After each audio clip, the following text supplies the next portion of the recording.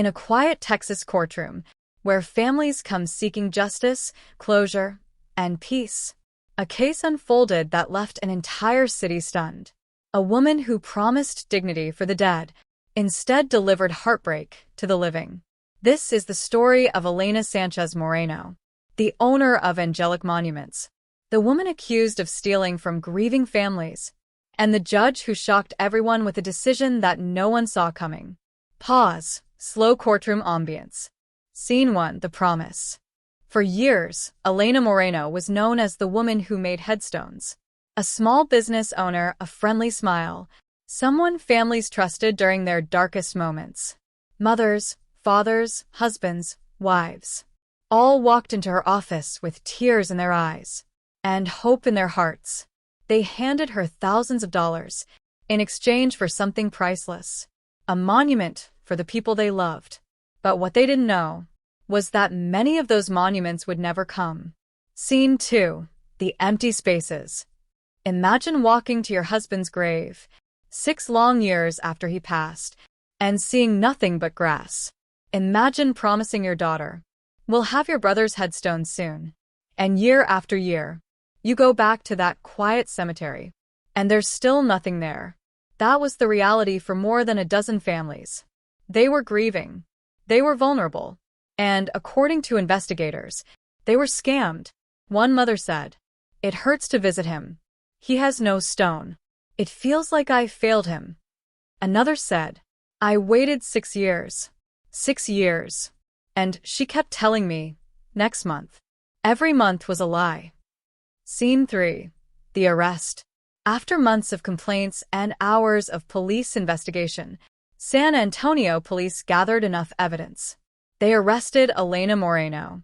As officers walked her away in handcuffs, reporters asked, "Why did you do it?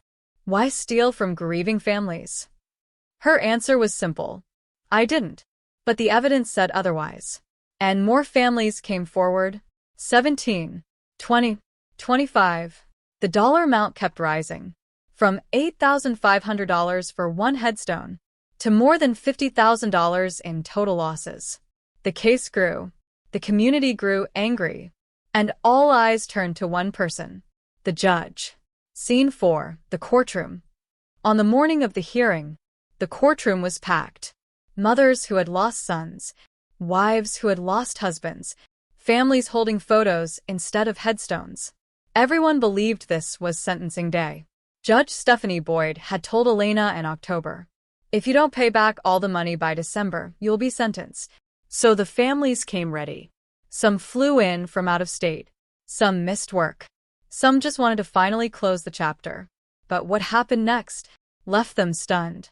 Scene 5. The Shocking Twist. Elena's attorney stepped forward and explained. She had paid 70% of the restitution, about $36,000. The remaining balance? $12,904.78. Judge Boyd asked her, "When can you pay the rest?" Elena replied softly, 3 months. And then, Judge Boyd granted it. She extended the deadline to April 6th, giving Elena months more to pay. The courtroom froze. Even the victims stared at each other in disbelief. One woman whispered, "I flew from North Carolina for this." Another said, "I feel re-victimized." And, perhaps the most heartbreaking comment of all, "It's not about the money. She still has to pay for what she did." Scene 6. The Judge's Reasoning. Judge Boyd explained her decision. The victims deserved their money. If Elena could pay the final amount, the judge wanted that money in their hands. Before sentencing, it was a strategic, legal move. But emotionally, it felt like another delay in a 6-year nightmare. She reminded Elena, "When you return in April, bring the money orders. All of them. A final warning. And a final chance." Scene 7. The United Victims. Something powerful happened outside the courtroom. The families, many of whom didn't know each other at first, came together like a community. They shared stories, shared pain, shared tears, and promised one thing: they will all be back on April 6th. Their attorney announced they would request jail time. The defense? Probation. Two very different futures, both hanging on one judge. And one final payment. Ending. The graves that wait. As we wait for April, the graves still sit empty. Families still wait. Justice still feels incomplete. But one thing is certain. On April 6th, when Elena Sanchez Moreno walks into that courtroom, she will not be walking in alone. The families she hurt will be there. The city will be watching. And the judge's final decision will echo far beyond the walls of that courtroom. This is far from over.